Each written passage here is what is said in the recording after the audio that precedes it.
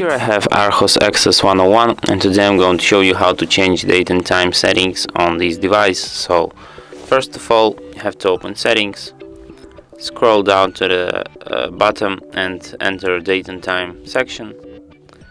Then you have to select here in automatic time zone off if you want to set your date and time manually.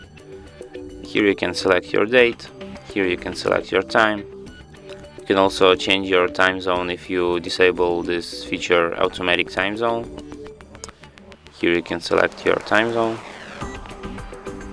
and you can also change your time format from 24-hour to 12-hour here. And that's it. Thanks for watching. If you find this tutorial useful, don't forget to hit that like button and subscribe to our channel.